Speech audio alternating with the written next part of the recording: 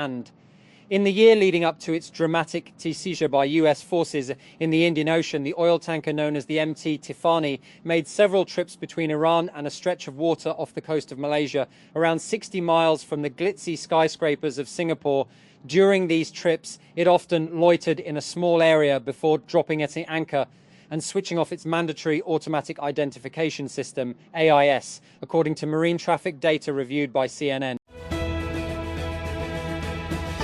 Sydney, Australia.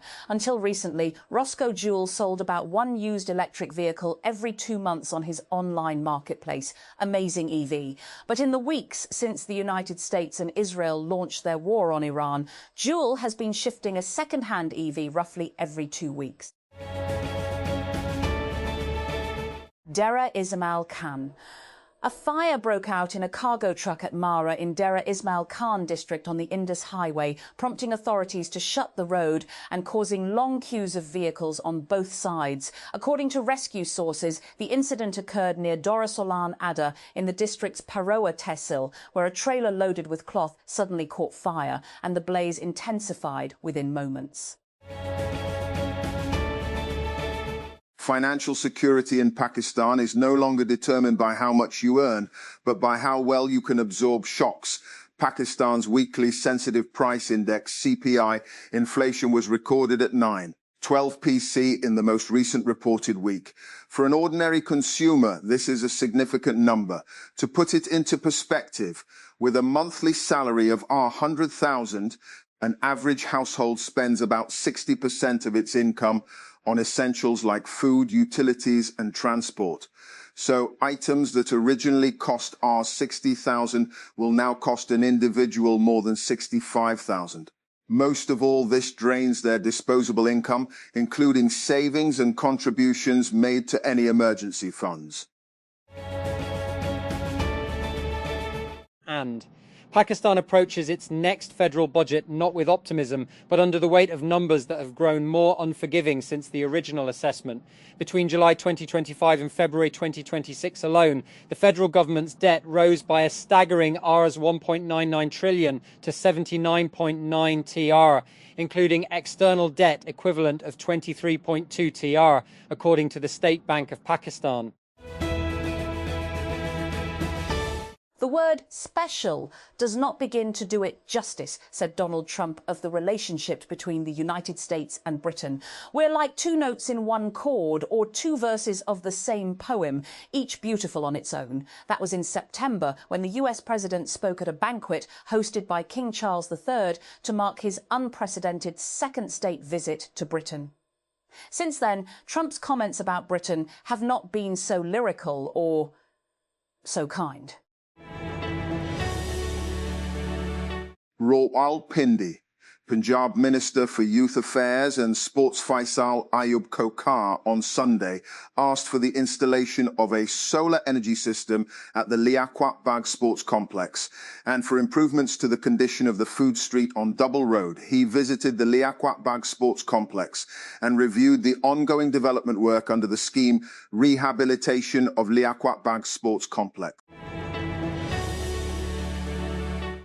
Restrictions still in place around Nur Khan Air Base. Localities still closed are likely to reopen today along with Pewadai and Faizabad bus stands, says official Rawalpindi. After a week of closure, many areas in Rawalpindi and Islamabad have reopened, bringing a sense of relief to the residents. However, residential and commercial areas around Nur Khan Air Base still remain closed. Negotiations to hammer out the 2015 Iran nuclear agreement took nearly 2 years before a breakthrough was achieved. Therefore, expecting Iran and the US to reach a deal that can end the war launched by America and Israel, while covering complicated issues such as reparations and freedom of navigation in the Gulf, within days is unrealistic. While the global economy is reeling from the war, particularly the Iranian and American blockades of the Strait of Hormuz, and people around the world desire a swift resolution. These matters take time. That is why it would be wrong to label Iranian Foreign Minister Abbas Araghchi's visit to Islamabad on Saturday a failure. Although US President Donald Trump refused to send his emissaries after Mr. Araghchi left Pakistan for Muscat, the game is far from over and hectic efforts to salvage the diplomatic process continue. Oil prices have climbed higher amid stalled peace talks between the United States and Iran. Brent crude rose more than 2% on Sunday after hopes for a second round of ceasefire negotiations between Washington and Tehran unraveled over the weekend. Truecaller is one of the world's most widely used caller identification platforms, with more than 500 million users. Now it's entering a more challenging phase as growth slows in its largest market and competition intensifies across telecom networks and smartphone platforms. Much of Truecaller's growth has been driven by India, which accounts for over 350 million users, or about 70% of its global base. The volume of spam and unwanted calls has turned the app from a simple caller ID service into a more embedded layer of everyday communication. Islamabad. PTI Kisan Wing Central Information Secretary Khalid Nawaz Sadraich said on Sunday that the absence of officially designated private companies for wheat procurement in major wheat-producing hubs of small-scale farmers has triggered a wave of panic, leaving growers vulnerable to middlemen purchasing harvests at throwaway prices. In a statement, Sadraich said that based on field reports gathered from different parts of Punjab, the provincial government's designated private companies have marginalised small-scale farmers in the wheat procurement process, registering only 65,000 out of more than 4 million farmers, despite 2 weeks of the purchasing drive. Lahore.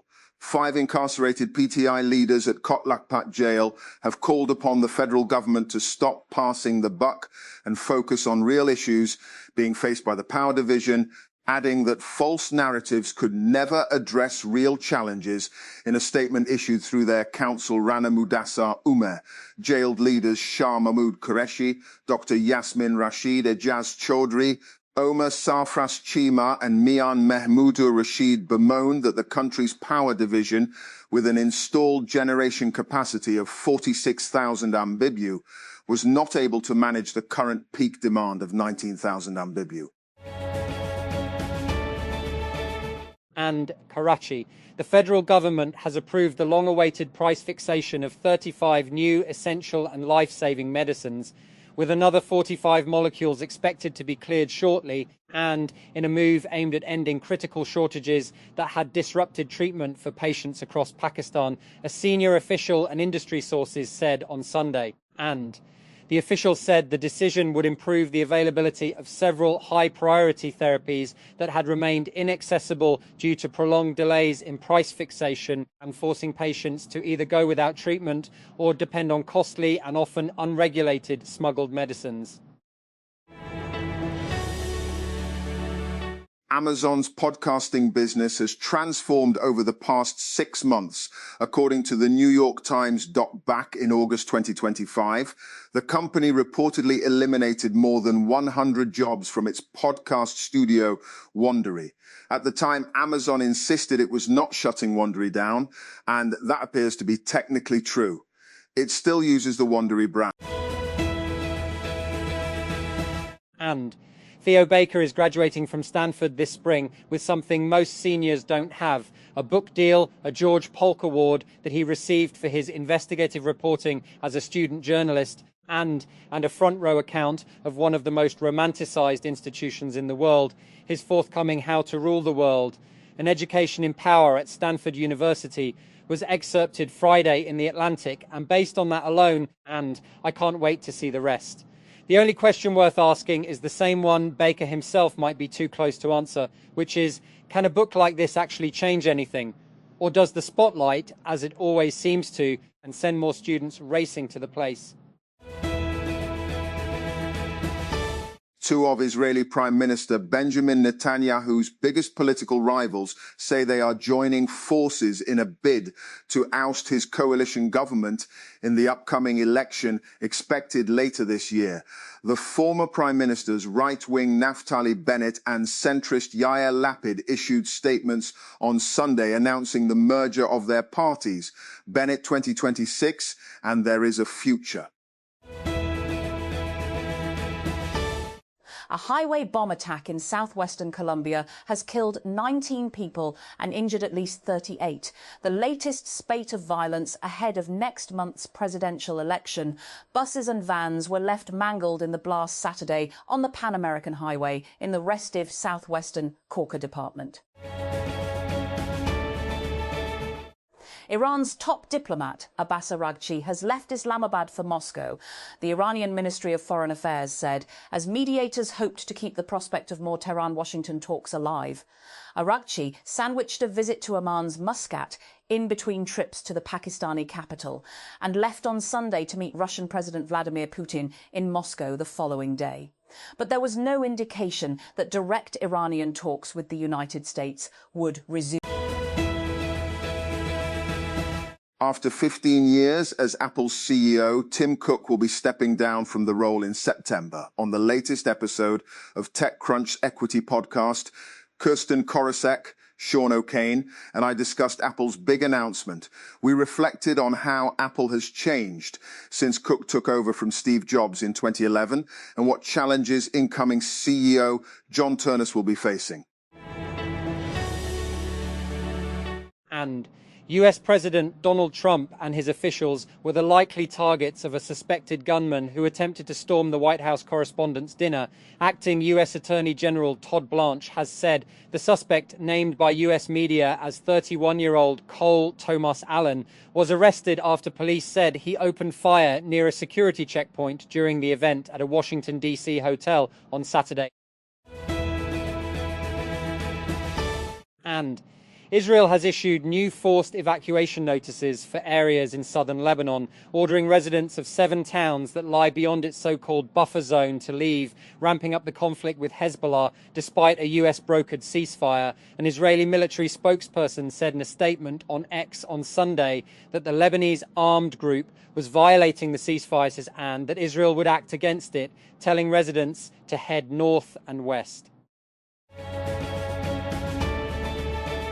US President Donald Trump reiterated on Sunday that talks with Iran would be held remotely and commended Pakistan, which has been playing a mediatory role between Washington and Tehran, saying that Islamabad would stay involved in the process. The US president's remarks came during a phone interview with Fox News, where he said, if they, Iran, want to talk, they can come to us or they can call us. You know, there is a telephone. If they want, they can talk, but we are not sending people to travel 18 hours to meet.